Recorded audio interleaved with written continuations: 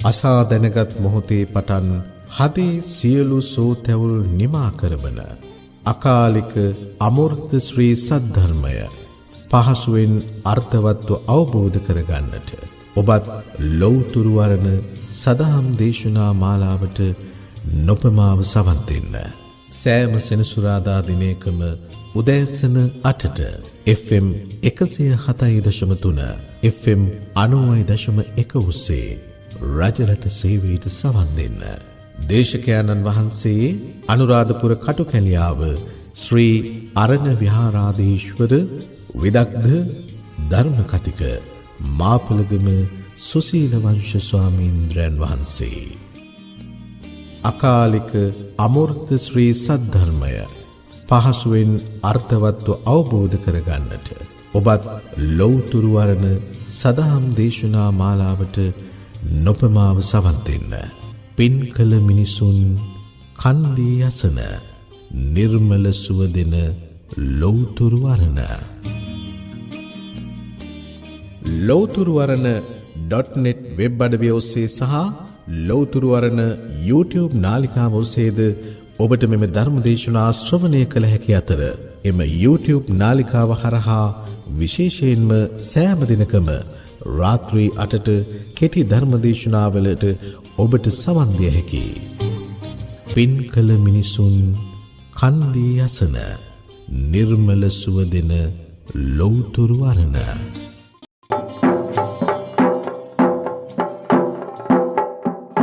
ලෞතුරු වරණ ධර්මදේශනා මාලාවේ නවවන ධර්මදේශනයටයි ඔබ අද සවන් දෙන්නේ.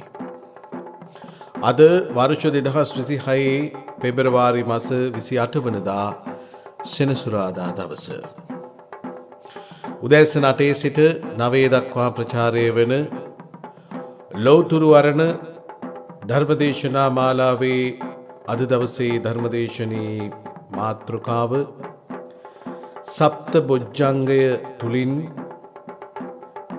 අමරණීයත්වයේ කරා ගමන් කිරීම පිළිබඳවයි අද මේ දේශනාවෙන් කියවෙන්නේ. මෙය පළමු ධර්ම දේශනාවේම දිගුවක් නොසේනම් එහි දෙවැනි කොටස ලෙසයි අද ඔබට සවන් යොමන්නට හැකියාව තිබෙන්නේ. මීට පෙර ආතු අපි සප්ත බොජ්ජංගය ආශ්‍රයෙන් පළමු ධර්ම දේශනාව සිද්ධ කරන්නට යෙදුණා. එහි දෙවැනි ධර්ම දේශනාව ශ්‍රවණය කරන්නට අපි සූදානම් වෙන්නේ අද දවසේ ධර්ම දේශනාව ආරම්භ කරන්නට. අදත් මේ ධර්ම දේශනාවේ ගෞරවනීය දේශකයන්න් වහන්සේ උතුම් බුද්ධ වචනය අර්ථ ධම්ම නිරුක්ති සහිතව මනාව විවරණය කර දෙන විදග්ධ ධම්ම කතික ගෞරවනීය මාපලගම සුසීල වංශ ස්වාමීන්ද්‍රයන් වහන්සේ. උන්වහන්සේට නමස්කාර පූර්වක ආරාධනා කර සිටිමු අද දේශනාව වෙනුවෙන්. එමෙන්ම උන්වහන්සේට නිදුක් නිරෝගී සුව චිර ජීවනයේ සැලසෙත්වා උන්වහන්සේ පතන්නා වූ පරම නිෂ්ඨාව වන උතුම් අරහත් ඵලය මහා අභිඥා සහිතව අප්‍රමාදීව සුඛාපටිපදාවෙන් පූර්ණ වෙත්වා යන ප්‍රාර්ථනාවන් ඇතිව මේ උතුම් ලෞතුරු වරණ ධර්ම දේශනාව සඳහා අද පින්වත් දායකත්වයේ ලබා දෙන්නේ නාත්තණ්ඩියේ පදිංචි AP නිශාන්ත අමරසිංහ මැතිතුමන් විසින්.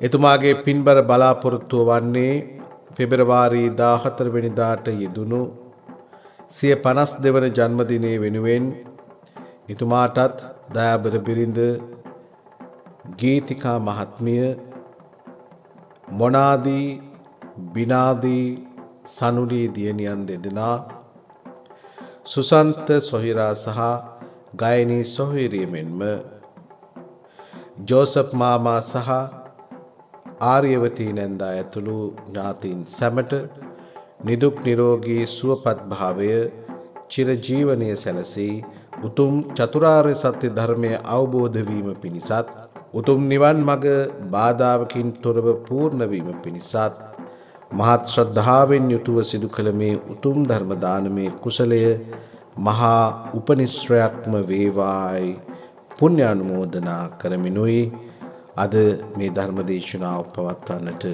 මුල් අරමුණු කරගන්න.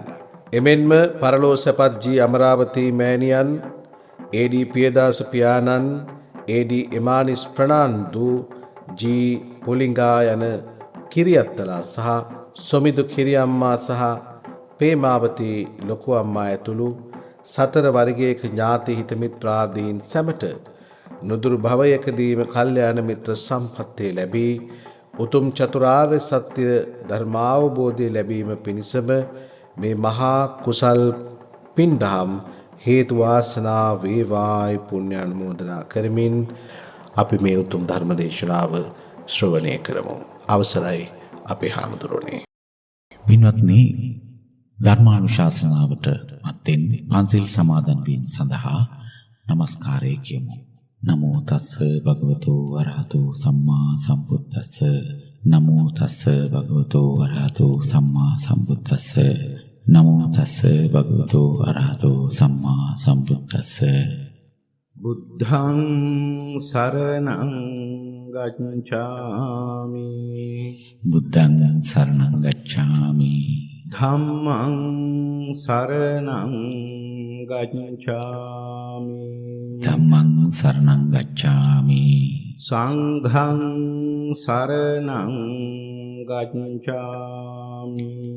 සංඝං සරණං ගච්ඡාමි. ဒ ුතියම්පි බුද්ධං සරණං ගච්ඡාමි.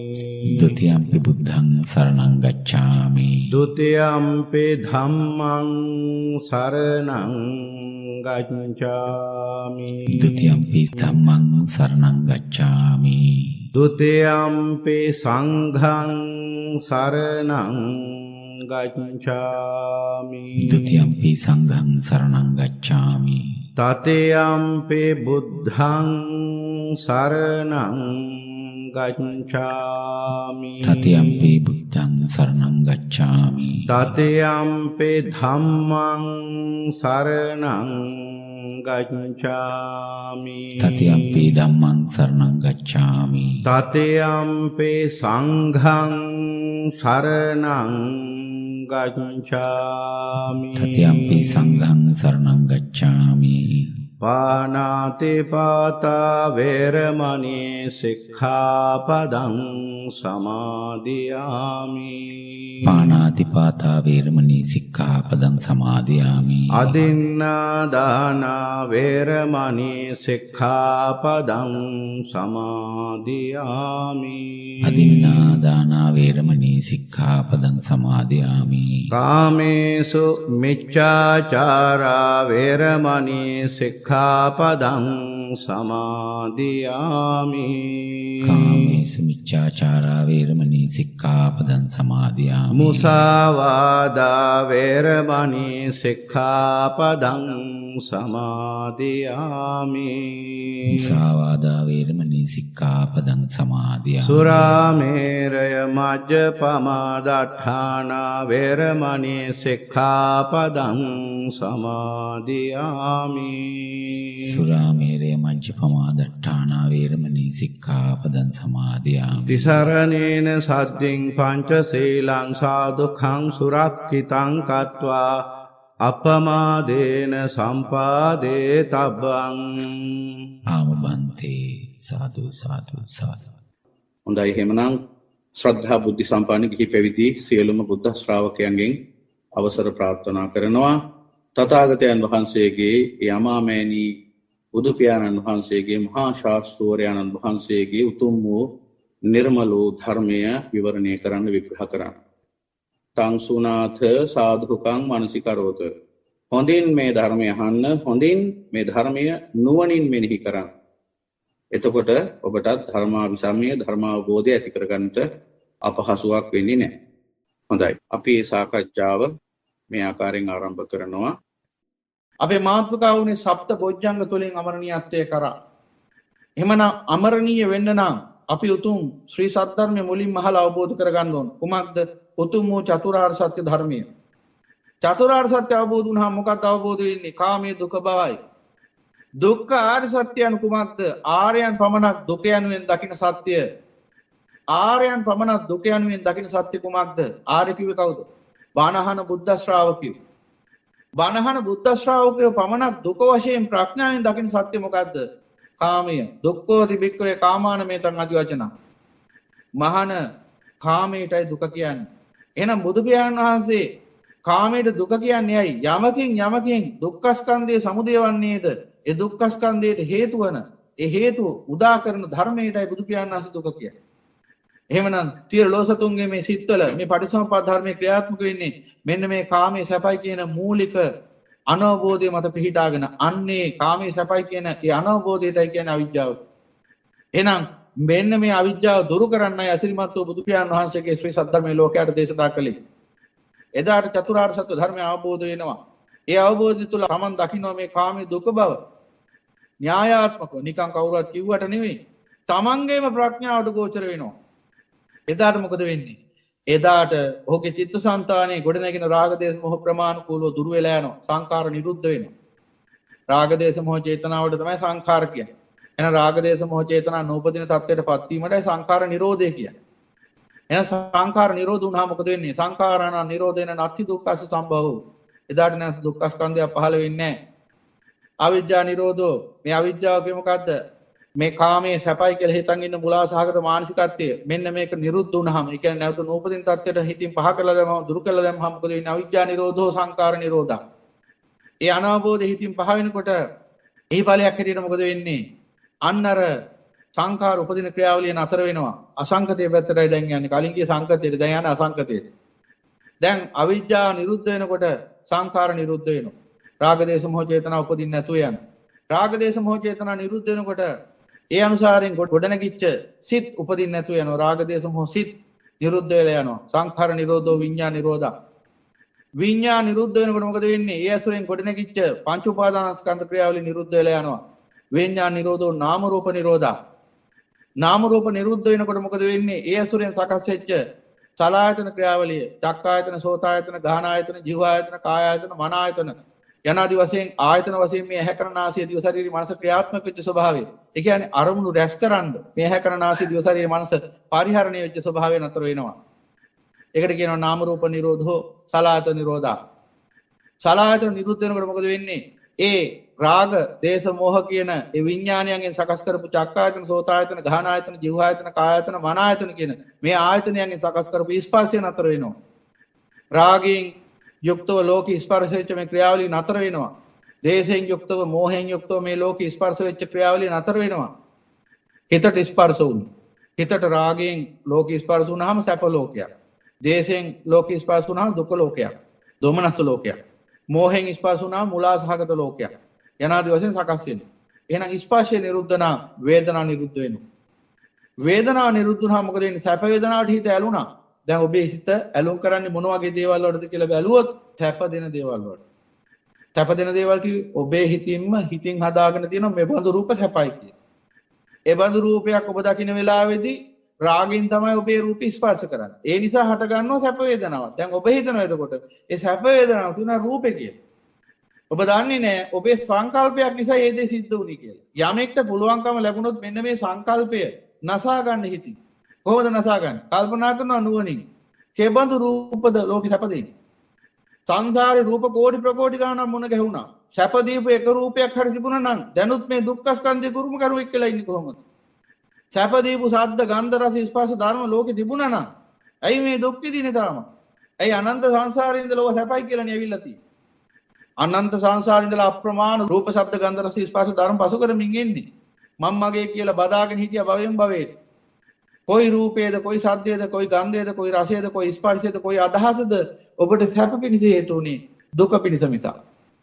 මේ විදිහට යථාර්ථය මෙනෙහි කරනකොට මොකද වෙන්නේ?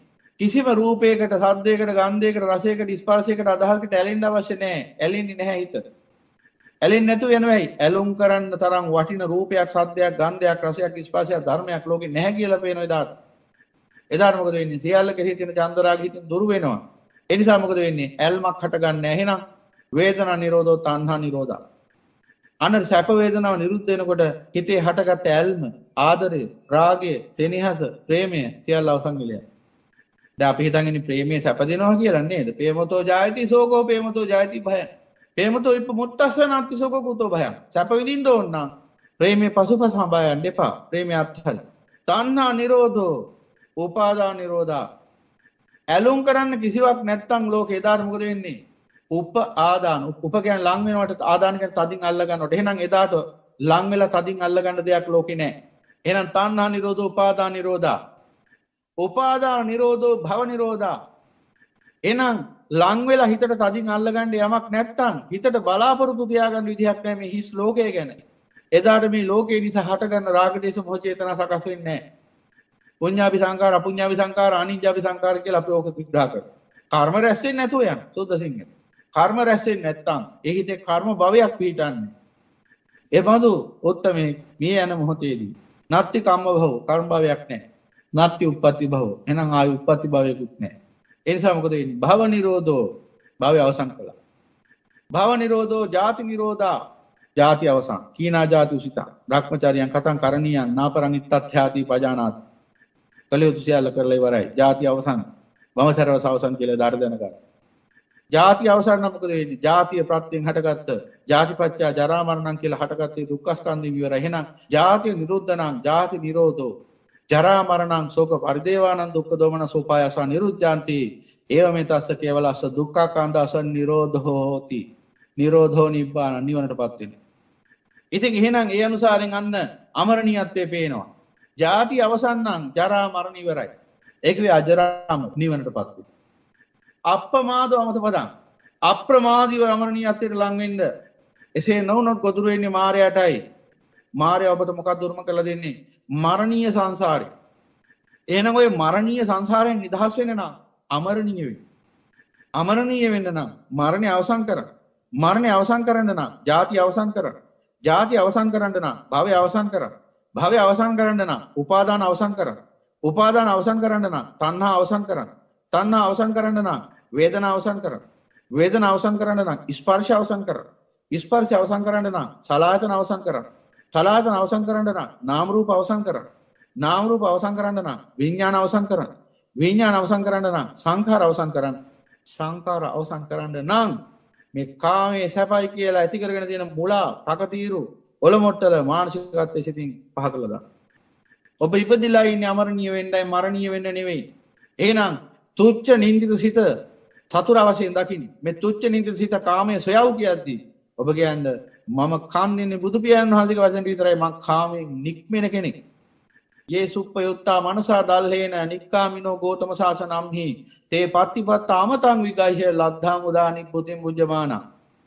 නියමානුකූලව දේශනා කරලා තියෙන මේ උත්තරීතර නිර්වාණ මාර්ගයේ ගමන් කරමින් යමෙක් මේ උත්තරීතර ගෞතම සම්බුද්ධ ශාසනයේදීම කාමයෙන් වෙන් වුණා නම් තේ පත්තිපත්තාමතං විගහ්‍ය ඔවුන් ඉක්මනින්ම ඒ අමෘතය අත්දකින්නවා.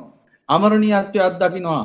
නිබ්බුතින් ගුංජමානා මේ නිවන වළඳනවා. නිවන වළඳනවා කිව්වේ නිවන අත්දකින්නවා. එහි රසය දකින්නවා. නිවන් රසය වළඳනවා. එහෙමනම් පින්වතුනි මේ ධර්මය කෙනෙක් අසා අවබෝධ කළ පමණින් චතුරාර්ය සත්‍ය මූලික සත්‍ය ඥාන අවබෝධ වූ පමණින් කෙනෙක්ට යථාබෝධය පූර්ණ වෙන්නේ නැහැ. ඒ ඵලයටයි කියන්නේ සෝවාන් කියලා. ඒ தත්ත්වයට ආවා කියලා කෙනෙක් එකපාරටම මේ සංසාරයේ යථාර්ථය මුළුමනින්ම දකින බුද්ධ ශ්‍රාවකයෙක් බවට පත් වෙන්නේ නැහැ. එතනින් එහාට තියෙනවා තවදුරටත් තමන්ගේ අවබෝධය පූර්ණ කර ගැනීම. මෙන්න මේ අවබෝධය පූර්ණ කර ගැනීමේ ක්‍රියාවලිය තමයි මේ සප්තබොජ්ජංග කියලා පෙන්නන්නේ. සත්‍තිස් බෝධිපාක්ෂික ධර්ම කියලා ධර්ම 37ක් භාග්‍යතුන් වහන්සේ පෙන්නනවා. එයින් මේ බොජ්ජංගත් මේ 37ට අයිති. මෙන්න මේ බොජ්ජංග යන කුමක්ද? අන්න බුදු පියාණන් වහන්සේ දේශනා කරනවා බෝධාය සංවත්තති බොජ්ජංග අවබෝධය පිණිස පවතින යමක් ඇද්දේ බොජ්ජංගයි. බුද්ධාන්ති අවබෝධ වීම අනුබුද්ධාන්ති න්‍යායන්ට අනුකූලව අවබෝධ කර ගැනීම. පටිබුද්ධාන්ති නැවත නැවත ගවේෂණය කිරීමෙන් අවබෝධ කර ගැනීම. සම්බුද්ධාන්ති පූර්ණ අවබෝධයකට පැමිණීම. යනාදි වශයෙන් ඒ සියලුම අංගයන්ට හේතු වන යම් අවබෝධයේ ඥානයේ අංගයක් ඇද්ද ඊට බොජ්ජංගයයි පවසනවා කියලා අසිරමත් බුදු පියාණන් වහන්සේ අර්ථකථනය කළා. මොනවද මේ බොජ්ජංග 7? සති සම්බොජ්ජංගා, ධම්මවිචය සම්බොජ්ජංගා, විරිය සම්බොජ්ජංගා, පීති සම්බොජ්ජංගා, පස්සති සම්බොජ්ජංගා, සමාධි සම්බොජ්ජංගා, උපේක්ඛා සම්බොජ්ජංගා යනාදී වශයෙන් බොජ්ජංග ධර්ම 7. දැන් අපි එකින් එකට මේ ගැන කෙටියෙන් නමුත් විග්‍රහ කරන හොඳින් අහගෙන ඉන්න. සබ්බාසව සූත්‍රයේ 7 වෙනි අංගය භාවනාමය පහතබ්බා. භාවනාමය පහතබ්බා කියන කොටස යටතේ අන්න විස්තර වෙනවා මේ සප්තබොජ්ජංග වැඩිම තමයි භාවනාව කිය. බුදු පියාණන් වහන්සේ පෙන්වා දෙන භාවනාව. එහෙම නැතු වෙන භාවනාවක් පෙන්වලා දෙන්නේ නැහැ. ඕක තමයි භාවනාව. එහෙමනම් මේ භාවනාව ඇතුලේ අංග 7ක් තියෙනවා. මොකද්ද මේ භාවනාව කියන්නේ? යම්කිසි භාවිතමය ලක්ෂණයකටයි මේ භාවනාව කියන්නේ. බුදු පියාණන් වහන්සේ භාවේ තබ්බන්ති යනාදී වශයෙන් පනවන්නේ මේ භාවනාව. එහෙමනම් අපි මේ ධර්මය අහනවද? අහලා හොඳට අහලා යනවා. අනේ හරි ශෝක බාර ටික කියලා. ගිහිල්ලා වෙලා ඔක්කොම අමතක කරලා දාලා ආපහුවර කාම ලෝකෙට වැටුණාට පස්සේ ආයි සේරම සිහිය බිඳගෙන අර බැදිවල යන සත්‍යයක් වශයෙන් හැසිරෙනවා. ඊට පස්සේ මොකද වෙන්නේ? අර අවබෝධ වෙච්ච න්‍යාය ධර්ම භාවිත කරන ජීවිතේ නෑ. ඉතින් දුක විතරයි තියෙන්නේ. කොයින්ද සැනසීම? දොස්තර මහත්තයා කොච්චර බෙහෙත් දුන්නත් මොකටද ලෙඩා ගෙදර ගිහිල්ලා මේව බොන්නේ නැත්තම්? එහෙනම් මතක තියාගන්න මේ ධර්මයේ භාවිත කරන්නන්ටයි. දැන් ධර්මයේ භාවිත කරන්න. ඒ භාවිත කිරීම තමයි මේ බොජ්ජංග කියන්නේ. කිසිම ආකාරයකින් මේ භික්ෂුවගේ ධර්මයක් එහෙම නෙමෙයි මේ ඔබට ඇහෙන්නේ. අසිරිමත් වූ බුදු පියාණන් වහන්සේ මේ ලෝකයට දේශනා කරපු ධර්මයේ ශ්‍රී සද්ධර්ම. උන්වහන්සේ පෙන්නනවා මේ බොජ්ජංග වැඩෙන ආකාරයක් රටාවක්. බොජ්ජංග සංයුක්තයේ සූත්‍ර ගණනාවක විස්තර වෙනවා. මේ කියන දහම් ව්‍යාකරණය. භික්ෂුවකටත් දේශනා කරනවා, බමුණටත් දේශනා කරනවා. මෙන්න මෙහෙමයි බමුණ, මෙන්න මෙහෙමයි මහණ මේ බොජ්ජංග වැඩෙන්නේ. කෙසේද? යම්කිසි සත්පුරුෂයෙක්, කල්යාණ මිත්‍රයෙක් ඇසුරට යනවා. ගිහිල්ලා ශ්‍රී සද්ධර්මය අහනවා. ඒ කල්යාණ මිත්‍රයා වුන්ට පැහැදිලි කරලා දෙනවා න්‍යායාත්මකව මේ කාමයේ තමයි දුක. නුඹලා සැපයි කියලා හිතන් ඉන්න එක තමයි දුක. නුඹලාගේ චින්තනය කන පිට හැරුණා නම්, නුඹලා හිතන විදිය වෙනස් වුණා නම්, චිත්ත විපර්යාසයකට ලක් වුණා නම්, යටිකුරු වෙච්ච චින්තනය උඩුකුරු වුණා නම්, අන්න නුඹලා යථාබෝධයටපත් වෙන ප්‍රථම ශ්‍රාවකයා, පඨම ශ්‍රාවකයා බවට පත් වෙනවා. සෝවාන් ඵලලාභියෙක් බවට පත් වෙනවා. දැන් ඒ අහන ලද ධර්මයේ දැන් මොකද කරන්න ඕන? නුවණින් මෙනෙහි කරන්න ඕන. එහෙමනම් බමුණ බොජ්ජංග වැඩෙන්නේ මෙන්න මෙතෙන් සිට. කොතෙන් සිටද? අර කල්යාණ මිත්‍රයාගෙන් සත්පුරුෂයාගෙන් අසන ලද ධර්මය නැවත විවේකයෙන් යුක්තව සිහි කරන්න පටන් ගන්නවා. නුවණින් යුක්තව සිහි කරනවා. යෝනිසෝ මනසිකාරං කිව්වේ මේ පටිච්ච සමුප්පාදයට අනුකූලව මේ හේතු ඇති කල්ලි මෙසේ වේ. මේ හේතු නොමැති කල්ලි මෙසේ නොවේ කියලා මුල දකින්න. යෝනිසෝ කියන්නේ මේ ආරම්භ වෙන තැන, උපදින තැන, මේ ධර්මතා සකස් වෙන තැන, සමුදය වෙන තැන දකින්න එක. ඒ සමුදය වෙන තැන දැක්කොත් තමයි හේතු ආරම්භ වෙන තැන දැක්කොත් තමයි හේතුවෙන්ම නසා දමන්න පුළුවන් ඉන්නේ. එතකොටයි සියල්ල නිරුද්ධ වෙන්නේ. එහෙමනම් අන්නේ අනුසාරින් තමන්ගේ අවබෝධය තුලින් මේ ධර්මයේ පරීක්ෂා කරන්න පටන් ගන්නවා. නුවණින් මේ ධර්මයේ දකින්නවා. පටිච්ච සමුප්පාදයට අනුව මේ ධර්මයේ දකින්නකොට මොකද වෙන්නේ? චතුරාර්ය සත්‍ය න්‍යාය ධර්මයට අනුකූලව මේ ධර්මයේ දකින්නකොට මොකද වෙන්නේ? අන්න ඒ පුද්ගලයාගේ, ඒ අරි ශ්‍රාවකයාගේ සති බොජ්ජංගය වැඩෙන්න පටන් ගන්නවා. ඒ කියන්නේ මොකද? ඥාන සංප්‍රයුක්ත සිහිය. දැන් මොකද වෙන්නේ? අහපු ධර්මයේ නුවණින් මෙහෙය කරනකොට මොකද වෙන්නේ? සම්මා සතිය වැඩෙන්න පටන් ගන්නවා. සති බොජ්ජංගය වැඩෙනවා. සති බොජ්ජංගය කියන්නේ සිත පිළිබඳව සිහියෙන් යුක්තව බලන් ඉන්නවා, ප්‍රඥාව සංප්‍රයුක්තව. ඒ කියන්නේ ඥාණයෙන් බලන් ඉන්න සිත දිහා. තුච්ච නින්දිත සිත. ඔබ කොයි විදිහටද හැසිරෙන්නේ? මම දැන් ඔබ ගැන හොඳ සෝදිසියෙන් ඉන්න. ඔබ මොකද කරන්නේ? ඔබ ඇහැ පරිහරණය කරන්නේ, කන පරිහරණය කරන්නේ, නාසය පරිහරණය කරන්නේ, දිව, ශරීරය, මනස පරිහරණය කරන්නේ. කෙබඳු අරමුණකින්ද කියලා මම හෝදිසියෙන් බලන් ඉන්නේ ප්‍රඥාවෙන්. අන්න සම්මා සතිය. ලෝකෝත්තර සම්මා සතිය. සිතේ හැසිරීම කෙනෙක් ප්‍රඥාවෙන් නිරීක්ෂණය කරනවා නම් අන්‍යයාට පේන්න ගන්නවා මොකද්ද? හිතේ දැනටමත් අවසන් වෙලා තියෙන රාග දේශ මොහොල ස්වභාවය. ඒ වගේම පේනවා තව තවත් අවසන් කරන්න ඉතුරු වෙලා තියෙන රාග දේශ මොහොල ස්වභාවය. අන්න පේන්න ගන්නවා. ඒක වෙමුණාද? එයාට පේන්න ගන්නවා සමුදය ධර්ම සහ නිරෝධ ධර්ම වෙන් වෙන් වෙලා. එයාට පේනවා තමන්ගේ හිතේ කාමච්ඡන්ද, ව්‍යාපාද, තීන මිද්ද, උද්ධච්ච කුක්කුච්ච, විචිකිච්ඡා කියන නීවරණ ධර්ම නැగిලා නම් නීවරණ ධර්ම නැగిලා කියලා පේනවා. එහෙමනම් මේ නීවරණ ධර්ම පහ වෙලා ගිහිල්ලා සමතේ විදර්ශනා වැඩෙනවා නම් බොජ්ජංග ධර්ම වැඩෙන බව පේනවා. නිරෝධ ධර්ම වැඩෙන බව පේනවා. එහෙමනම් අන්නර සිතේ හැසිරීම ප්‍රඥාවෙන් බලන් ඉන්න අරිය ශ්‍රාවකයා තුළ ඊළඟ අවබෝධය අංගය වැඩෙනවා. ඒකට කියනවා ධම්මවිචය සම්බොජ්ජංගේ. මොකද ධම්මවිචය කියන්නේ? මෙන්න මේ සිතේ පවතින සමුදය ධර්ම සහ නිරෝධ ධර්ම වල ස්වභාවය පේන්න පටන් ගන්නවා. එතකොට තමයි ඒ ආරි ශ්‍රාවකයා මොකද කරන්නේ? අන්න ධර්මයේ ගවේෂණය කරන්න පටන් ගන්නවා. මොකද්ද ධර්මයේ ගවේෂණය කරනවා කිව්වේ? අර විමර්ශා කියන ඉර්ධිපාදයට වැඩිනවා. දැන් එයා බලනවා තවදුරටත් මගේ රාග දේශ මොහ මේ මට්ටම් වලින් ඉතුරු වෙලා තියෙනවා. මේ රාග දේශ මොහ දැන් අඩු වෙලා. හැබැයි මේ මට්ටම් වල රාග දේශ මොහ ඉතුරුයි. ඒ නිසා මොකද කරන්න ඕන? තව තවත් බණ අහන්න ඕන. තව තවත් ධර්මය පරිශීලනය කරන්න ඕන.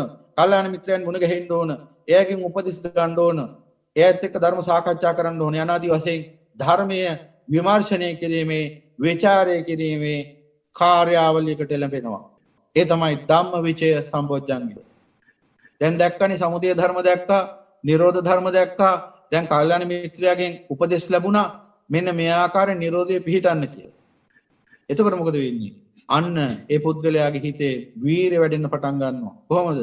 ඔහු උපන් අකුසල් දුරු කරන්න පටන් ගන්නවා. නූපන් අකුසල් නූපදවා සිටින්න උත්සාහ දරනවා. උපන් කුසල් වැඩි දියුණු කරනවා. නූපන් කුසල් උපදවනවා. උපන් අකුසල් පහ කිරීම පහාන පදහාන. නූපන් අකුසල් නූපදවීම සංවර පදහාන. උපන් කුසල් වැඩි දියුණු කිරීම අනුරක්ෂණ පදහාන. නූපන් කුසල් ඉපදවීම භාවනා පදහාන යන සතර සම්‍යක් පදහාන ප්‍රධාන නෙමෙයි පදහාන කියන්නේ වීරියට පාළිය. පදහාන වැඩෙනවා, වීරිය සතර ආකාරයකට වැඩෙනවා. දැන් මොකද්ද වැඩුණේ? වීරිය සම්පෝඥංග. මේ සතර ආකාරයකට වීරිය වැඩෙනකොට මේ අරිය ශ්‍රාවකයා තුල අර සංවර සීලය බලවත් වෙන්න පටන් ගන්නවා. සංවර සීලය හේවත් කුසල සීලය බලවත් වෙනකොට මොකද වෙන්නේ?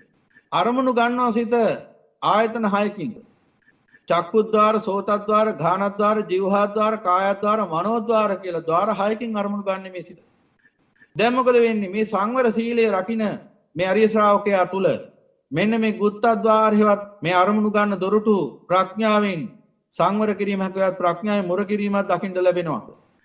ඒකෙවේ මේ දොරටු ප්‍රඥාවෙන් අවහිර කරලා තියෙන්නේ. චතුරාන්ට එන්න බැරි වෙන්නේ. ඒ නිසා මොකද වෙන්නේ? ඔහුගේ චක්කුද්්වාරය සංවරයි, සෝතද්්වාරය සංවරයි, ඝානද්්වාරය සංවරයි, ජීවහද්්වාරය සංවරයි, කායද්්වාරය සංවරයි, මනෝද්්වාරය සංවරයි. ඒ නිසා ඔහුට පුළුවන්කම ලැබෙනවා මොකද්ද? ඒ පංචද්්වාර නිරුද්ධ කරගන්න. ඒ කියන්නේ ඒ පහම වළක්වන්න පුළුවන්. ඒකේ ඇහැයි, කනයි, නාසයයි, දිවයි, ශරීරයයි පරිහරණය කිරීම අවශ්‍යතාව පිණිස මම මේ කියන්නේ ආස්වාදයේ පිණිස පරිහරණය කිරීම නොකර සිටින්නට පුළුවන්. පංචද්්වාරය නිරුද්ධ කරගන්න පුළුවන්. දැන් අර පහ වහගන්න පුළුවන් නේ. ඇහැ, කන, නාසය, දිව, ශරීරය. හැබැයි මනස එහෙම වළක්වන්න පුළුවන් ආයතනයක් නෙවෙයි. එහෙමනම් මෙන්න මේ පංචද්වාරයෙන් වෙන් වෙලා මනෝද්වාරයට විතරක් සීමා වෙච්ච මේ අරිය ශ්‍රාවකයා දැන් මොකද කරන්නේ? මේ සිත දිහා හොඳට බලනවා. මානසික අරමුණු ගන්න හැටි. එතකොට ඔහුට පේනවා මේ මනසේ ආකාර දෙකකට විතර්ක සකස් වෙන බව. එක වෙලාවකට හට ගන්නවා කාම විතර්ක, ව්‍යාපාද විතර්ක, විහිංසා විතර්ක. තව වෙලාවකට හට ගන්නවා නෙක්ඛම්ම විතර්ක, අව්‍යාපාද විතර්ක, අවිහිංසා විතර්ක. කාම විතර්ක කියන්නේ මේ ප්‍රිය රූප, ශබ්ද, ගන්ධ, රස, ස්පර්ශ ධර්ම පිළිබඳ අදහස් හිතේ ඇති වෙන. ප්‍රිය රූප සොයන්න ඕන, ප්‍රිය ශබ්ද, ගන්ධ, රස, ස්පර්ශ ධර්ම සොයන්න ඕන, අර කැමැති රූප, ශබ්ද, ගන්ධ, රස, ස්පර්ශ අදහස් සොයන්න ඕන කියන මෙන්න මේ අදහස්. මෙයාට කියනවා කාම විතර්ක. ඊළඟට හට ගන්නවා ව්‍යාපාද විතර්ක. ඒ කිව්වේ ද්වේෂ සහගත අදහස්. පටික සංඥාවෙන් සකස් වෙනවා ලෝකයේත් එක්ක ගැටෙන අදහස්. අරයා මට මෙහෙම කිව්වා, මෙයා මට මෙහෙම කිව්වා, අරු මට මෙහෙම කිව්වා, අරු මට මෙහෙම කරා, උට මෙහෙම වැඩක් කරන්න, ඔකට හොඳ වැඩක් කරන්න යනාදි වශයෙන් පටික සංඥාවෙන් සකස් කරනව විතර්ක, ද්වේෂ විතර්ක, ව්‍යාපාද විතර්ක. ඕකොන්ට නම් හොඳක් වෙන්න එපා, හින ගහන්න ඕන, හැඳි ගෑවිල යන්න ඕන යනාදි වශයෙන්. එතකොට ඊළඟට හට ගන්නවා විහිංසා විතර්ක. විහිංසා විතර්ක කියන්නේ මොකක්ද? තව කෙනෙක්ව වෙහෙසටපත් කරලා Tamanට බල ප්‍රයෝජන ලබා ගන්න ඕන කියන අදහස්. ඒවත් හිතේ හට ගන්නවා. ඒකට තමයි විහිංසා විතර්ක කියන්නේ. විනෝදයට හරි තව කෙනෙක් අපහසුවටපත් කරන්න ඕන. පීඩාවටපත් කරන්න. දුකටපත් කරන්න ඕන. තමන්ගේ ලාභය, කීර්තිය, ප්‍රශංසාව උදෙසා තව කෙනෙක්ව දුකට විපතටපත් කිරීමේ අදහස්. මේවට කියනවා විහිංසා විතර්ක. එහෙනම් අන්න බුදු පියාණන් වහන්සේ ඊළඟට පෙන්නන මොකද්ද? uppajjati වා කාම විතක්කං වා ව්‍යාපාද විතක්කං වා විහිංසා විතක්කං වා නහදි වාසේති පජහති භ්‍යන්ති කරෝති විනෝදේති අනභවං ගමේති අයං උච්චති භික්කවේ ආරද්ධ විරියෝ.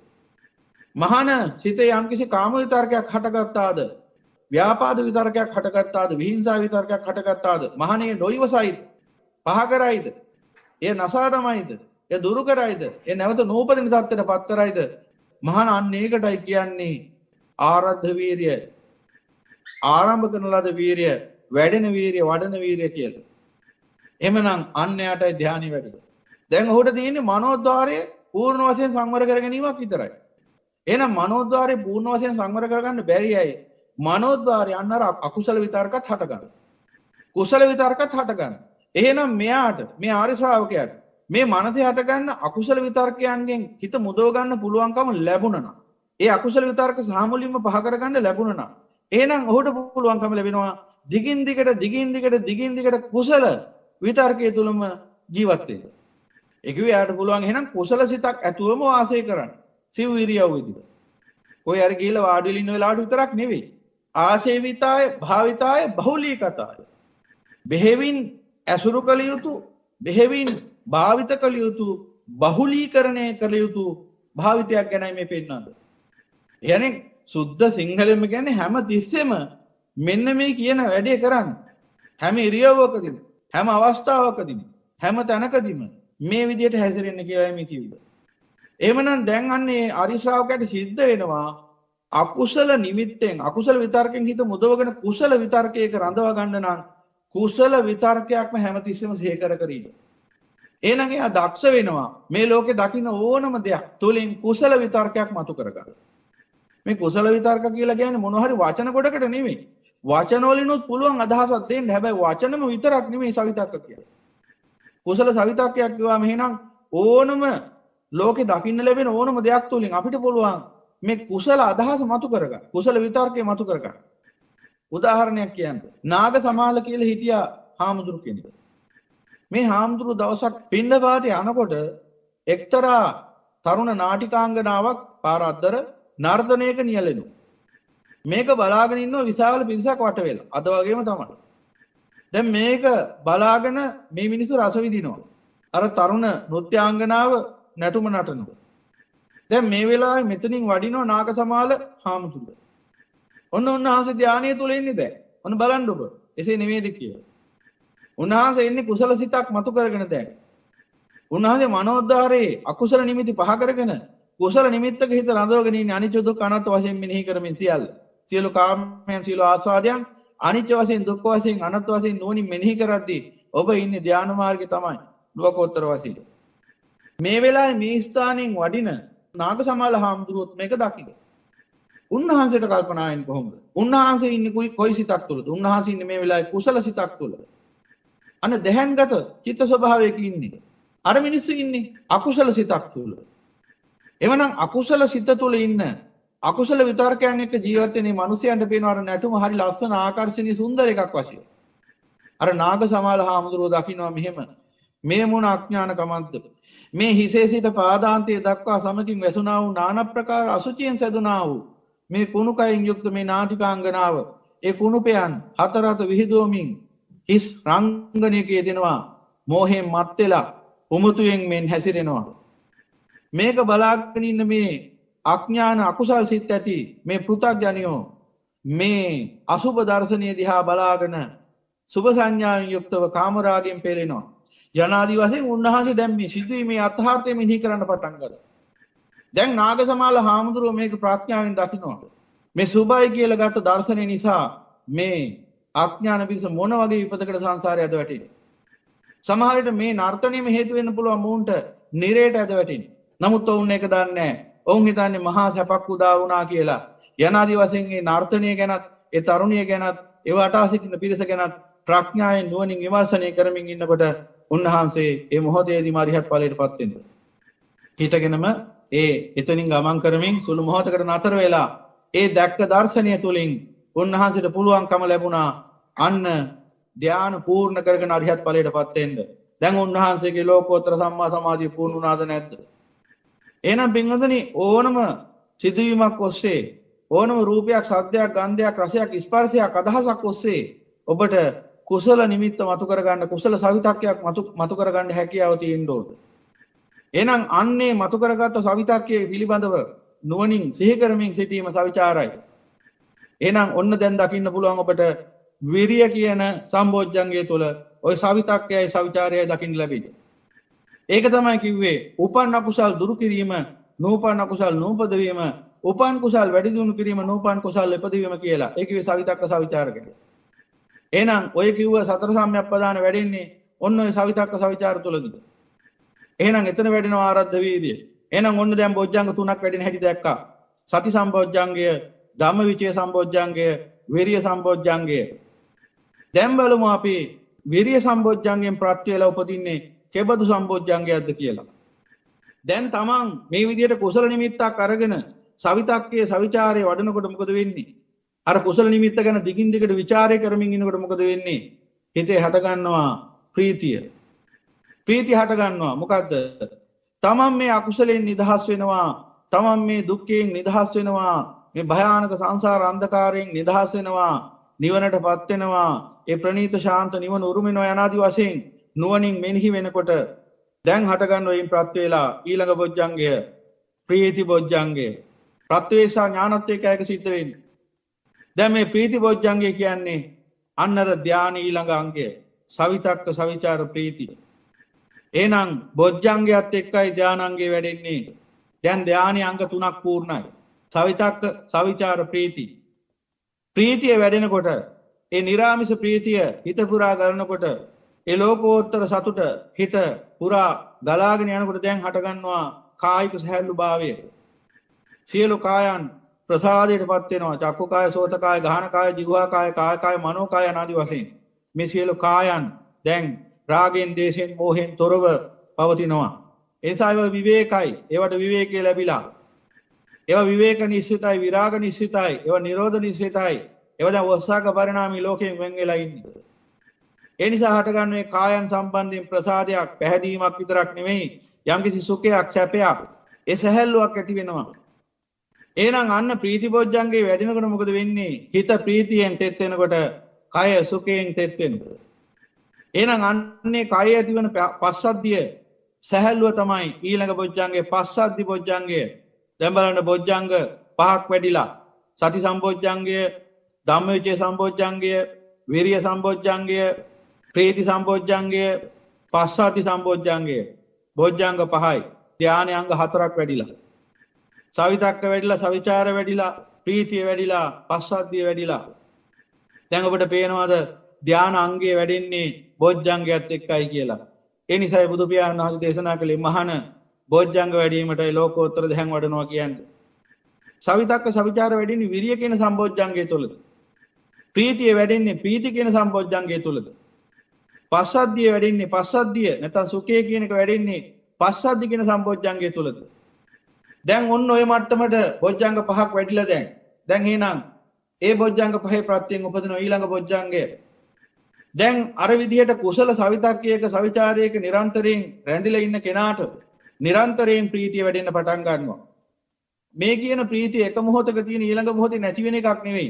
අවිජ්ජාවෙන් ප්‍රත්‍ය වේලා පටිසමුප්පාදේ ගමන් කරොත් ඊට අනුකූලව ඒ මොහොතේදී ඛණ්ඩණය වෙන්න පුළුවන්. හැබැයි ඒකේ අදහස ඒක නැත්තරම නැති වෙනවා කියන එක නෙවෙයි.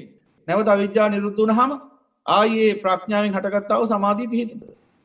එහෙනම් සප්ත බොජ්ජංග වැඩෙන කොටයි දැහැන් වැඩෙන්නේ. මේ ලෝකෝත්තර දැහැන් ගැන මේ කියන්නේ. ලෞකික දැහැන් ගැන නෙමෙයි. එහෙනම් දැන් දකින්න ඕන ඔය කියන අංග හතර ඔය විදිහට වැඩිලා එනකොට දැන් මොකද්ද වෙන්නේ? ඔය බොජ්ජංග පහේ ප්‍රත්‍යයෙන් උපදින ඊළඟ බොජ්ජංගය සවිතක්ක වැඩුණා නම් ඒ හිතේ, සවිචාර වැඩුණා නම්, ප්‍රීතිය වැඩුණා නම්, පස්සද්ධිය වැඩුණා නම් ඊළඟට ඒ කාන්තෙන් එහි ප්‍රත්‍යයෙන් උපදිනවා චිත්ත ඒකාග්‍රතාව. ඒවා සමාධි සම්බොජ්ජංගය. දැන් ඔය කියන අංග පහ වැඩිච්ච ගමන් අන්න ධාන වැඩෙන්න පටන් ගත්තා. එහෙනම් ඒකාග්‍රතාව කියන ධානාංග වැඩින්නේ සමාධි කියන සම්බොජ්ජංගයත් එක්කයි. එහෙනම් දැන් අපිටම පේනවා විරිය, ප්‍රීති, පස්සද්ධි, සමාධි කියන ඒ බොජ්ජංග හතරේ ධානයේ පිහිටන්නේ. එතෙන්ට එන්න බෑ නිකන්. ඊට කලින් තියෙන ඔන්න සති සම්බොජ්ජංගයයි ධම්මවිචේ සම්බොජ්ජංගයයි. එහෙනම් මේ දෙක නැත්තම් ඉතුරු ටික නැහැ. දැන් ධානයේ අංග පහම වැඩිලා සවිතක්ක සවිචාර ප්‍රීති සුඛ ඒකාග්‍රතාව. එහෙනම් ඒ තුල තියෙන ඔබට පේනවා ඇති බොජ්ජංග බව. දැන් මොකද වෙන්නේ? ඔය තමයි ප්‍රථම ධාන මට්ටම. දැන් එක සැරේ ධාන හතරම වැඩින්නේ නැහැනේ. පිළිවෙලට යන්නේ. එහෙමනම් අන්න බොජ්ජංග වැඩිනකොට අන්න ක්‍රමානුකූලව ලෝකෝත්තර ධ්‍යාන වැඩිලා එනවා. දැන් ඔය බොජ්ජංග වැඩින්න දැන් ඔය 6 ප්‍රත්‍යයලා ඊළඟ බොජ්ජංගේ වැඩින්න පටන් ගන්නවා. ඒ තමයි උපේක්ෂා සම්බොජ්ජංගේ. මොකද උපේක්ෂා සම්බොජ්ජංගය කියන්නේ? ලෝකේ පනවන උපේක්ෂාවද? ඒ කියන්නේ සැප දුක අතරේ දෝලණීය නොවි ඉන්න පුළුවන් නම් ඒක ලෝකයට අනුව උපේක්ෂාවද? බුදු පියාණන් වහන්සේ පෙන්වන මේ ආර්ය උපේක්ෂාව කියන්නේ එහෙම එකක් නෙවෙයි. ඊට වැඩිය උසස් එකක්. තා ඊට හාත්පසින්ම වෙනස් එකක්. මොකක්ද එහෙනම් ඒ උපේක්ෂාව කියන්නේ? දැන් සවිතක්ක සවිචාර ප්‍රීතිසුඛ ඒකාග්‍රතාව කියන ඔය ධානාංග ලෝකෝත්තර දැහැන් අංග වැඩිච්ච සිතක පවතින්නේ ඊටමත් පිරිසිදු චිත්ත ස්වභාවයක්. සමාධිමත් චිත්ත ස්වභාවයක්. එහෙනම් ඒ හිතේ රාගය, දේශය, මෝහය නිරුද්ධ වෙලා තියෙන්නේ දැන්. ඒ කියන්නේ රාග, දේශ, මෝහ නිරුද්ධ වෙලා තියෙන ඒ සිත දැන් විපාක අරමුණක් ස්පර්ශ කළොත් මොකද වෙන්නේ? දැන් මේ විපාක අරමුණ ස්පර්ශ කරන්නේ රාගෙනුත් නෙවෙයි. ඒ නිසා මොකද වෙන්නේ? රාග සම්පස්සේ හටගන්නේ නැහැ. ඒ නිසා පස්ස නිරෝධෝ වේදනා නිරෝධා කියලා සැප වේදනා නිරුද්ධ වෙනවා. ඊළඟට විපාක අරමුණ ස්පර්ශ කරන්නේ ද්වේෂේනුත් නෙවෙයි. ඒ නිසා ද්වේෂ සම්පස්සයත් නිරුද්ධයි. දැන් එහෙනම් කල්පනා කරන්න ඒ සමාධිමත් සිතේ රාගයත් නිරුද්ධයි, ද්වේෂයත් නිරුද්ධයි, මෝහයත් නිරුද්ධයි, අනුසයන් පවතිනවා. ඒ මට්ටමට නිරුද්ධයි. කියන්නේ අනුසයන් ඉතුරුයි සාමුලින්ම නිරුද්ධ වුණා නම් රහතන් වහන්සේ. 아무තෙන් කරන්න දෙයක් නෑ. එහෙනම් මේ කියන්නේ තාම නිවන් මාර්ග වඩන කෙනෙක් ගැන. එහෙනම් දැන් දකින්න ඕනේ එහෙනම් අන්නේ සමාධිමත් සිතින් ලෝකේ ස්පර්ශ කරන අරිය ශ්‍රාවකයාට ඒ සමාධිය කොහොම එකද? ආනන්තරිකයි. ඒ කිව්වේ අන්තරයක් නෑ. ඒ කිව්වේ පන්සලේ ඉන්නකොට මධ්‍යස්ථානයේ ඉන්නකොට තියෙන සමාධියක් ඒක. ගෙදරාවම නැති වෙන එකක් නෙවෙයි. අන්තරයක් නැතුව දිගින් දිගට තියෙන එකක්. ඒ කියන්නේ ඒක අතර අන්තරයක් නෑ. ඒ කියන්නේ හිඩසක් නෑ. ආනන්තරිකයි. යම් බුද්ධ සෙට්ටෝ පරිවන්නයින් සුචින් සමාධිමානන්තරිකඤ්ඤමාහු සමාධිනා තේන සමෝන විච්ඡති. ඒ සමාධිය හා සමාන සමාධියක් තව ලෝකෙ පේන්නේ නැහැ. හැබැයි සමාධිය ලෝකෙට පේන්නේත් නැහැ. ඒ සමාධිය වැඩුණා නම් ඒ විදිහට ආනන්තරික සමාධිය වැඩුණා නම් සමාධි බොජ්ජංගයේ සම්බොජ්ජංගයේ වැඩෙනවා. දැන් මොකද වෙන්නේ? එහෙනම් උපේක්ෂා සම්බොජ්ජංගයත් ඒකම වැඩෙනවා. ඒ උපේක්ෂාව ගැන දැන් මේ පැහැදිලි කරමින් ඉන්නේ කොහොමද? රාග දේශ මොහ නිරුද්ධ සිතක් දැන් ලෝකේ විපාක අරමුණු ස්පර්ශ කරනවා. ලෝකේ විපාක අරමුණු ස්පර්ශ වෙනකොට මොකක්ද වෙන්නේ? රාගේනුත් නෙවෙයි දැන් ස්පර්ශ වෙන්නේ, ද්වේෂේනුත් නෙවෙයි ස්පර්ශ වෙන්නේ, මෝහේනුත් නෙවෙයි ස්පර්ශ වෙන්නේ. ඒ නිසා ඒ විපාක අරමුණ දැකීමකට, ඇසීමකට, දැනීමකට, සිතවිල්ලකට සීමාවන අරමුණක් වෙන්නේ. දිත්තේ දිත්තමත්තං භවිෂ්‍යති සුතේ සුතමත්තං භවිෂ්‍යති මුතේ මුතමත්තං භවිෂ්‍යති විඤ්ඤාතේ විඤ්ඤාතමත්තං භවිෂ්‍යති කියලා එය විපාක අරමුණකට සීමා වෙනවා. මෙන්න මේ ස්වභාවයයි කියන්නේ උපේක්ෂාව කියලා. ආරූපේක්ෂාව. මෙතන පවතින වේදනා ආරූපේක්ෂා වේදනාව, මෙතන පවතින පාරිශුද්ධිය ආරූපේක්ෂා සති පාරිශුද්ධිය, උපේක්ෂා සති පාරිශුද්ධිය මේ වෙලාවේ හිතේ පවතින. ඒක පූර්ණ වෙන්නේ රහතන් වහන්සේගේ හිතේ. එහෙනම් රහතන් වහන්සේ තමයි මේ උපේක්ෂා සති පාරිශුද්ධිය සිතේ ස්ථාවර වෙන්නේ. අකුප්පා චේතෝ විමුක්තිය කියලා. එතනින් මෙහා ඉන්න අයට ඒ පූර්ණ ආරූපේක්ෂාව දකින්න බෑ. ඒ මට්ටම් වල කිනාට ඒ මට්ටම් වල හිතේ පිරිසිදු භාවය අනුව අත්දකින්න ලැබෙන උපේක්ෂාවක් විතරයි එතන තියෙන්නේ. එහෙනම් ලෝකෝත්තර චතුර්ථ ධානයේදී තමයි උපේක්ෂා සති පාරිශුද්ධිය පූර්ණ වෙන්නේ. ක්‍රමානුකූලව. ඉතින් ඒක නිසා රාග දේශ මොහ දුරු වෙනකොට අර දිගින් දිගට දුරු වෙලා ඔහොම දිගින් දිගට යනකොට අර එක එක බොජ්ජංග පූර්ණ වෙලා අවසානයේ උපේක්ෂා බොජ්ජංගේ පූර්ණ වෙන දවසක් එනවා. එදාට බොජ්ජංග පූර්ණයි. 7ක් වැඩින්නේ 8ක් වැඩි. බොජ්ජංග පූර්ණ වන්නේ ආර්ය අෂ්ටාංගික මාර්ගයේ ලෝකෝත්තර ආර්ය අෂ්ටාංගික මාර්ගයේ පූර්ණ වේ. ලෝකෝත්තර ආර්ය අෂ්ටාංගික මාර්ගයේ පූර්ණ වන්නේ 8ක් පූර්ණ වන්නේ සම්මා ඥාන සම්මා විමුක්තිය දෙකක් වැඩි දෙකක් පූර්ණ වේ. දැන් මොකද වෙන්නේ? 8යි 2යි 10යි දසහංගේ සමන්නාගතෝ අරහති උච්චති කියලා අරිහත් ඵලයටපත් වෙනවා. එහෙමනම් දැන් ඔන්න බොජ්ජංග තුලින් අමරණීයත්වය කරා යන හැටි පැහැදිලි කරා. දැන් එහෙනම් ඔබට කරන්න තියෙන්නේ මොකද්ද? බොජ්ජංග වඩන්න නම් දැන් තව දෙයක් දැනගන්න ඕනේ. ඒකත් පැහැදිලි කරන්න ඕනේ. එහෙමනම් ඔන්න ඔය ආකාරයටයි බොජ්ජංග වැඩෙන්නේ. එහෙනම් කෙනෙක් ඉස්සෙල්ලම කරන්න ඕනේ මොකක්ද? උතුම් වූ චතුරාර්ය සත්‍ය මනාවකට අවබෝධ කරගන්න ඕනේ. ඊට පස්සේ ඒ අසන ලද ධර්මයේ නැවත නැවත නුවණින් සිහිබුද්ධි යුක්තව පටිසමුපාදයට දාලා ඒ න්‍යාය ධර්මයේ තුලින් දකින්න පටන් ගන්න ඕනේ. ඒකට යෝනිසෝ මනසිකාරං කියන්නේ. එතකොට තමයි සතිබොජ්ජංගය වැඩිලා එයින් ප්‍රත්‍ය වෙලා ඉතුරු බොජ්ජංග ටිකක් ප්‍රමාණිකූල වැඩෙන්න ගන්න. ඒ වැඩෙන ආකාරය. දැන් වඩන ආකාරය ගැන කෙටියෙන් යමක් කියන්න ඕන. වඩන ආකාරය. වැඩෙන ආකාරය වඩන ආකාරය කියන්නේ දෙකක්. දැන් මේ බුදු පියාණන් වහන්සේගේ අමා ධර්මය අහලා අවබෝධ කරා යථාබෝධය වැඩෙනකොට ප්‍රඥාව වැඩෙනකොට මේ සසරේ මේ නාම රූප ධර්මයන්හි ගත හැකි සාරයක් නැහැ කියන එක හොඳින් අවබෝධ වෙනකොට මහා වීරියකින් යුක්තව අර හිස් ලෝකේ අතහැරලා දාලා ඒ හිස් ලෝක වැඩපිළිවෙල අතහැරලා දාලා උතුම් වූ පැවිද්දට එන කෙනෙක්. ඒ ආවට පස්සේ තමයි අර කාය විවේකේ හටගන්නේ. චිත්ත විවේකේ හටගන්නේ. උපදි විවේකේ හටගන්නේ. අන්න විවේක නිශ්චිත. දැන් ඉබඳු කෙනා ලෝකයේ අසුරු කරන්න යන්නේ ආස්වාදයක් බලාපොරොත්තු වෙන්නේ. ඒ නිසා මොකද වෙන්නේ? රාගයෙන් වෙන් වෙලා විරාග නිශ්චිත. විවේක නිශ්චිත, විරාග නිශ්චිත. දැන් මොකද වෙන්නේ? ඔය විවේකයේ තුල විරාගයේ තුල පසුවන ඒ ආරි ශ්‍රාවකයාගේ චිත්තසංතානේ රාග දේශ මොහ උදා වෙන්නේ නැහැ. නිරෝධයයි පිහිටලා තියෙන හිත නිවනේ පිහිටලා ඒතං සන්තං ඒතං පණිතා යදිදං සබ්බ සංකාර සමුතෝ සබ්බෝපදී පටිනිසග්ගෝ තණ්හක්ක විරාගෝ නිරෝධෝ නිබ්බානන්ති. දැන් නිරෝධයේ පිහිටලා හිත. ඒ කියන්නේ දැන් උත්සාහ ගන්න හැමතිස්සෙම සමුදය ධර්ම උදෙසා වෑයම් කිරීමක් නෙවෙයි. නැත්නම් සමුදය ධර්මයන්ට ඉඩ හැරලා ඔහේ උඩමින් බල ඉන්න නෙවෙයි. හැමතිස්සෙම වෑයම් කරන්නේ මෙන්න මේ නිරෝධය තුළ හිත පිහිටලා තියාගන්න. ඒ නිසා හැමතිස්සෙම අනිච්ච දුක්ඛ අනාත්ත අසුභ අනුපස්සනාවෙන් යුක්තවමයි වාසය කරන්නේ. ඒකේ එළියෙන් බැලුවට මිනිහෙට පේන්නේ නැහැ. අනිච්ච දුක්ඛ අනාත්ත අනුපස්සනා කරනවා කියන්නේ කොහේ හරි වාඩි වෙලා සියල්ල අනිච්චයි කියන එක නෙවෙයි. ඒ ලෝකයට පේන්න කරන වැඩ. ප්‍රඥාවෙන් කරන දේ කොහොමද ලෝකයට පේන්නේ? ප්‍රඥාවෙන් මිනිහි කරන්නේ අනුපස්සනා කරන්නේ.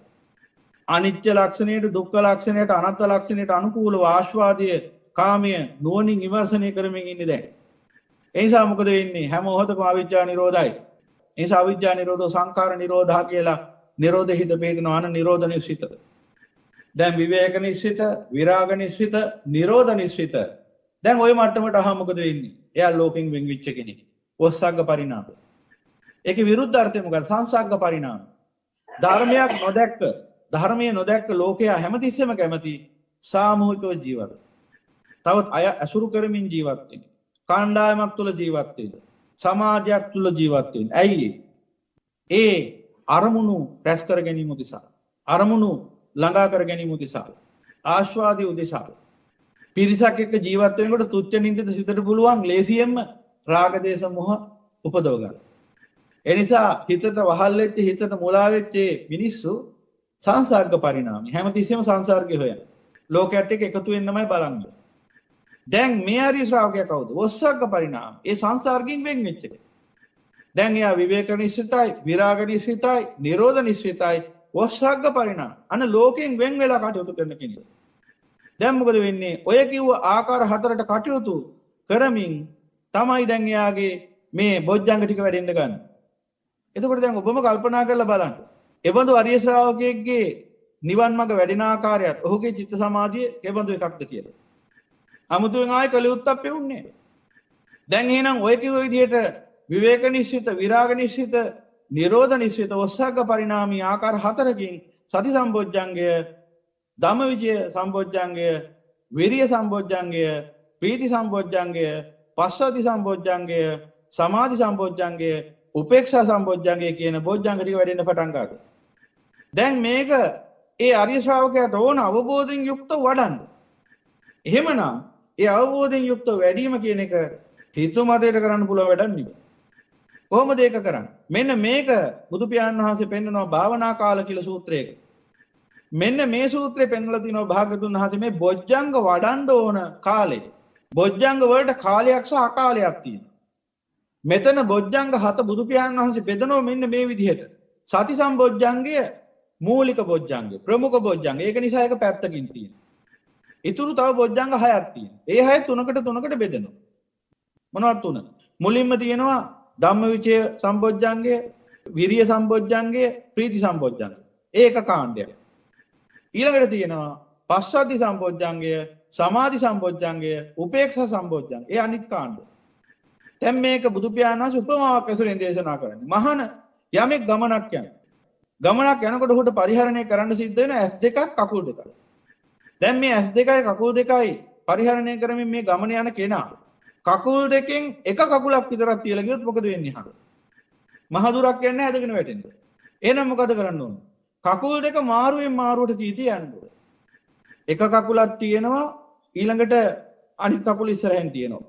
එක කකුලක් ඉස්සර වෙනවා ඊළඟට අනිත් කකුල ඉස්සර වෙනවා. මේ විදිහට කකුල් දෙක මාරු කර කර තිය යන්න ඕන. කවුරු හරි මේ කකුල් දෙකෙන් එක කකුලක් පාවිච්චි කරමින් විතරක් ගියොත් ඊටාම සුළු දුරක් ගිහිල්ලා දෙගෙන වැටෙනවා. ඊළඟට උන්වහන්සේ පෙන්නනවා මෙන්න මේ විදිහට කකුල් දෙක මාරු කරමින් ගමන ගියාට කකුල් දෙක මාරු වුණාට S2 හැමතිස්සෙම මේ ගමනේ නිරන්තරයෙන් යෙදෙන්න ඕන. එහෙමනම් S2 කියන්නේ ඒ ගමනේ හැම මොහොතකම එක දිගටම භාවිත වෙන්න ඕන අංගයක්. කකුල් දෙක විතරක් ඒ අවස්ථාවට අනුකූලව මාරු වෙනවා.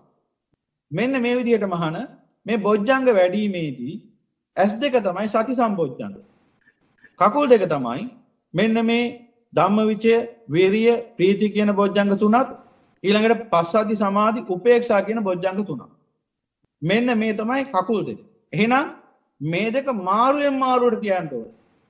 එහෙනම් ඔබටම දකින්න පුළුවන් ඔබේ සිත තුළින් මේ ස්වභාව දෙක එක වෙලාවකට හිත ඇකිලිලා සංකිට්ත වෙලා, කම්මැලි වෙලා, අලස වෙලා ඉන්නවා.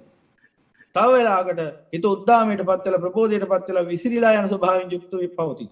මෙන්න මේ කාල දෙක.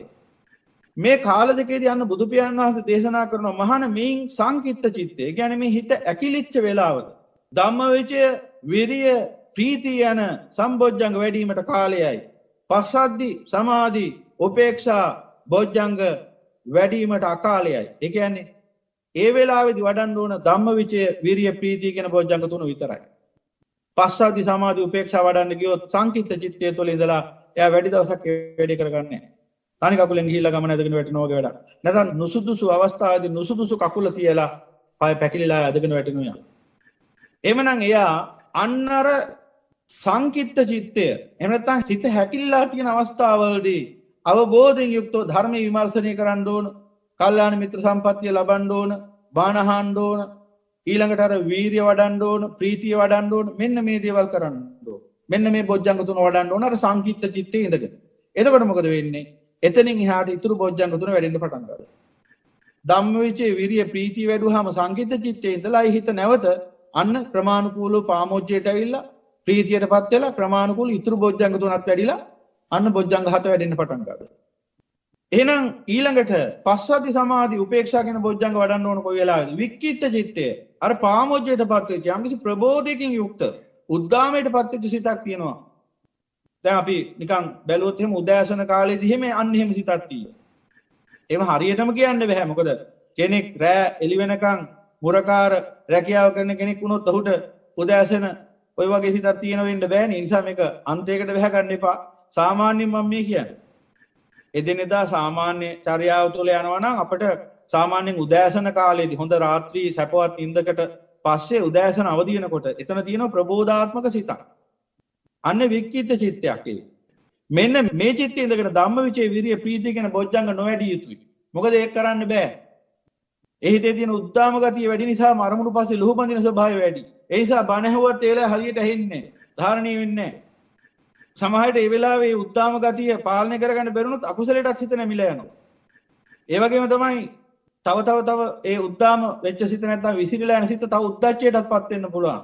විසිරීලාම යන්න පුළුවන්. එහෙනම් ඒ වෙලාවේදී අන්නේ සිත මෙල්ල කරන්න ඕන කොහොමද? අන්නේ වෙලාවේදී ගන්න පස්සද්ධි, සමාධි, උපේක්ෂා කියන බොජ්ජංග තුන වඩන්න. ඒ වෙලාවේදී අන්න පස්සද්ධිය, සමාධි, උපේක්ෂා වඩන්න අන්න සුදුසු කර්මස්ථානයක් අරගෙන අර මං කිව්වේ කර්මස්ථාන කියන වචනම නෙමෙයි යම් කිසි අදහසක් අරගෙන මෙනෙහි කරා.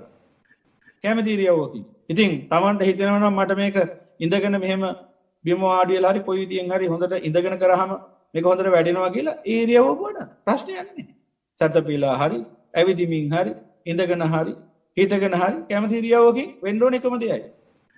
එහෙනම් අන්නේ වෙලාවට බුද්ධානුසති, ධම්මානුසති, සංඝානුසති, සීලානුසති, ත්‍යාගානුසති, දේවතානුසති ආදී අනුසතියක්. එහෙම නැත්නම් මෙත්තානුසති, අසුභානුසති, මරණානුසති ආදී අනුසති. ඉතින් මේ වගේ අනුසති එහෙම නැත්නම් විදර්ශනා වශයෙන් ගත්තොත් එහෙම අනිච්ච දුක්ඛ අනාත්ම අනුපස්සනා යන ආදී වශයෙන් කොමන හෝ නිමිත්තක් ගන්න. එහෙමනම් අන්න වික්කිත චිත්තේ හටගත්ත වෙලාවේදී ඔබ මොකද කරන්න ඕන? පස්සද්ධි, සමාධි, උපේක්ෂා කියන බොජ්ජංග වඩන්න. ඒකට අර සමත හෝ විදර්ශනා හෝ කර්මස්ථානයක් අදහසක් අරගෙන නුවණින් මෙනෙහි කරමින් වඩන්න ඕන. දැන් මොකද්ද වෙන්නේ? ඒ බොජ්ජංග තුන වැඩෙනකොට ඒ බොජ්ජංග තුන තනිවෙනේ වැඩෙන්නේ. ඊට ප්‍රත්‍ය වෙලා ඉතුරු බොජ්ජංග තුනත් ඒකම වැඩෙන්න පටන් ගන්නවා. තුන නෙවෙයි ඇත්තටම හතරක් තියෙනවා එතන.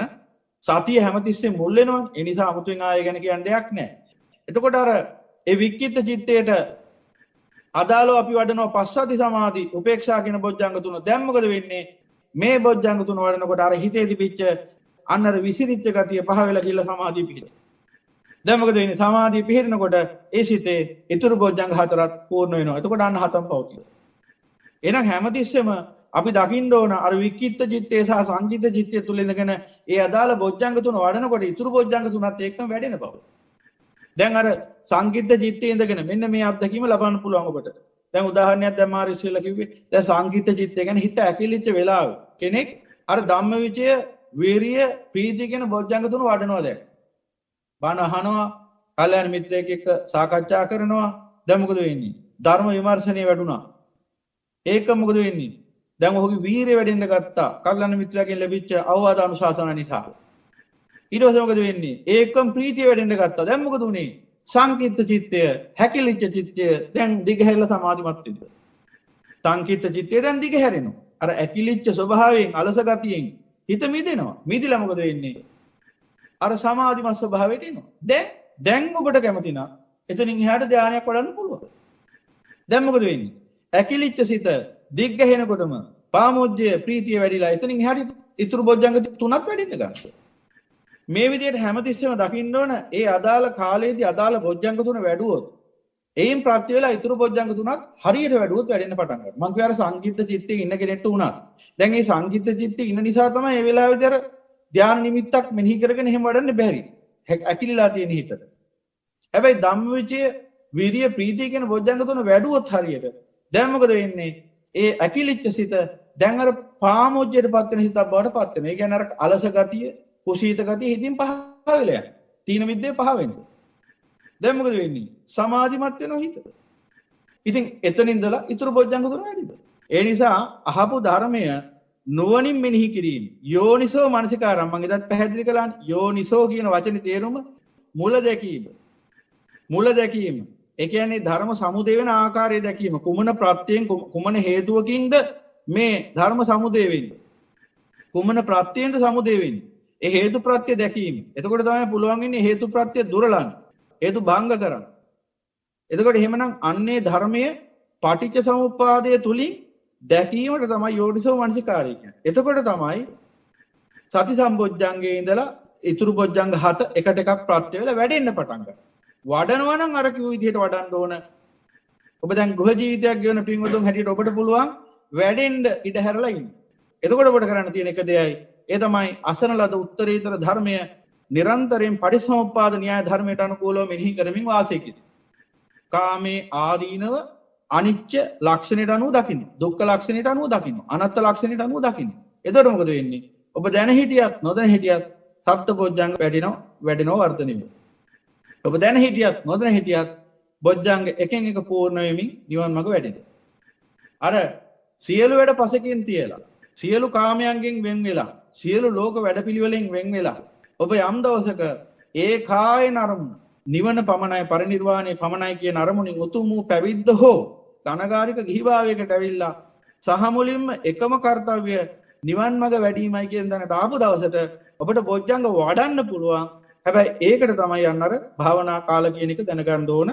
එතකොට නැත්තම් නුසුදුසු වෙලාවේ නුසුදුසු බොජ්ජංග වඩන්න ගිහිල්ලා ටික කාලයක් යනකොට මේ හිත කුසීත වෙලා මුකුත් කරගන්න බැරි මට්ටමකට එනවා. එහෙම නොවි අර මොහොතේ ගෙලෙන්නේ නැතුව ඕකේ තරණය කරන්න නම් නිසි ආකාරයෙන් පිහිනන්න ඕන. එහෙමනම් අන්නේ ධර්මයේ ආකාරයෙන් අනුගමනය කිරීමෙන් ඔබට පුළුවන් අද දවසේ අපේ මාතෘකාව වන සප්ත බොජ්ජංග වැඩිම තුලින් අමරණීයත්වයට පත්වීම කියන ඒ උතුම් තත්ත්වයට පත් වෙන්න කවදා හෝ දවසක. එහෙනම් ඒ අසිරිමත් වූ අමාමෑණියන් වහන්සේගේ මේ උතුම් ධර්මය මනාකොට අසා නුවණින් සිහි කරමින් අවබෝධ කරගෙන ධාරණය කරගෙන ඊට අනුකූලව ක්‍රියාත්මක වෙලා කටයුතු කරලා අප්‍රමාදීව මේ භයානක සංසාර දුකෙන් සදාහටම අත මිදෙන්න ඒ උතුම් අධිෂ්ඨානිය යුක්තව කවුරු සාදුකාරයක් පවත්වමු. සාදු සාදු සාදු. මේ උතුම් ධර්මදේශනාව අදත් සිද්ධ කරන්නට යෙදුනේ උතුම් බුද්ධ වචනය අර්ථ ධර්ම නිරුක්ති සහිතව මනාව විවරණය කර දෙන විදග්ධ ධම්ම කතික ගෞරවනීය මාපලගම සුසීල වංශ ස්වාමීන්ද්‍රයන් වහන්සේ. එමෙන්ම පින්බර දායකත්වයේ දරනු ලැබුවා නාත්හඬියේ පදිංචි ඒ.පී. නිශාන්ත අමරසිංහ මහත්මයා ඇතුළු පවුලේ සියලු දෙනා. ඔවුන් බලාපොරොත්තු සියලු යහ බලාපොරොත්තු සිතුවිලි ඒ ආකාරයෙන් ඉෂ්ට සිද්ධ වේවායි ප්‍රාර්ථනා කරමු. ධර්ම ශ්‍රවණය කළ ඔබටත් ඔබ නමින් මිය පරලොව ගියා වූ සියලු දෙනාටත් මේ කුසල් අත්වේවා, මේ පින් බෙලෙන් ඔවුන්ගේ භවගාමී ජීවිත පෝෂණය වේවා, යහපත උදා වේ, නිවන් සුව අත්වේවායි ප්‍රාර්ථනා කරමු. සාදු සාදු සාදු. අපි යලිත් ලබන සෙනසුරාදා උදෑසන 8ට මුණ ගැහෙමු. ලෞතුරු අරණ ධර්මදේශනා මාලාවේ තවත් ධර්මදේශනයක් සමගින්. ඔබ සැමට තෙරුවන් සරණයි. සසර දනව්වේ අනාථ ලෝසතුන්ගේ හදේ සෝ දුක් සදහටම නිවා දමන විශ්වයේ අසම සම ලෞතුරු බුදු වදන පහසුවෙන් අර්ථවත්ව අවබෝධ කර ගන්නට ඔබත් ලෞතුරු අරණ සදහම් දේශනා මාලාවට නොපමාව සමන් දෙන්න. සෑම සෙනසුරාදා දිනයකම උදෑසන 8ට FM 107.3 හා 90.1 රජරට සේවය ඔස්සේ මෙම ධර්ම දේශනාව ඔබට ශ්‍රවණය කළ හැකියි. ගෞරවනීය දේශකයාණන් වහන්සේ අනුරාධපුර කටුකැලියාව ශ්‍රී අරණ විහාරාධීශ්වර විදග්ධ ධම්ම කතික මාපලගම සුසීල වංශ ස්වාමීන්ද්‍රයන් වහන්සේ පින් කළ මිනිසුන් කන්දී අසන නිර්මල සුවදෙන ලෞතුරු අරණ.